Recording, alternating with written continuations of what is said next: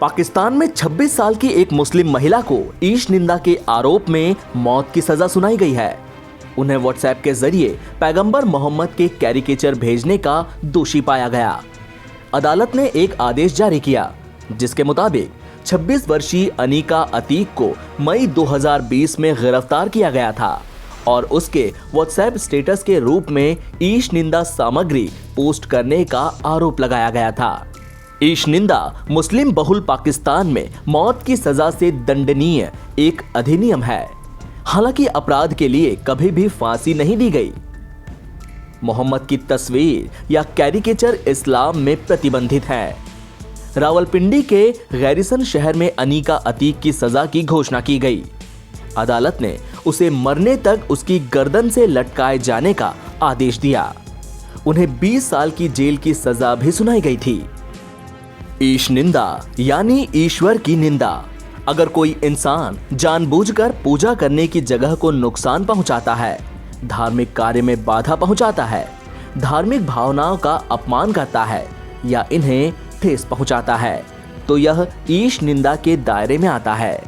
दुनिया के कई देशों में ईश निंदा पर कानून भी बने हुए हैं। इन देशों में ईश निंदा करने पर एक तय सजा का प्रावधान है। ईश निंदा कानून कहता है कि मुस्लिम या पैगंबर मोहम्मद के खिलाफ कुछ भी बोलने या करने पर मौत की सजा का प्रावधान है। अगर मौत की सजा नहीं दी गई तो आरोपी को जुर्माने के साथ आजीवन कारावास झेलना पड़ सकता है। इस कानून की नींव ब्रिटिश शासनकाल में पड़ी थी। जनरल जिया उल हक के शासनकाल में पाकिस्तान में ईश निंदा कानून को लागू किया गया। पाकिस्तान पीनल कोड के सेक्शन 295 बी और 295 सी जोड़कर ईश निंदा कानून बनाया गया।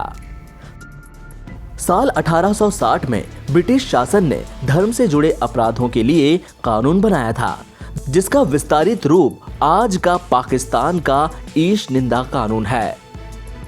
ब्रिटिश सरकार के ईश निंदा कानून का मकसद धार्मिक हिंसा को रोकना था। साल 1927 में ब्रिटिश शासकों ने धार्मिक भावनाओं को आहत करने को भी अपराध की श्रेणी में रखा। एक खास बात यह थी कि इस कानून में धर्मों के बीच भेदभाव नहीं किया गया। पाकिस्तान के सैन्य शासक जिया उल हक ने ईश निंदा कानून में कई प्रावधान जोड़े। उन्होंने 1982 में ईश निंदा कानून में सेक्शन 295 बी जोड़कर और इसके तहत मुस्लिमों के धर्म ग्रंथ कुरान के अपमान को अपराध की श्रेणी में रखा।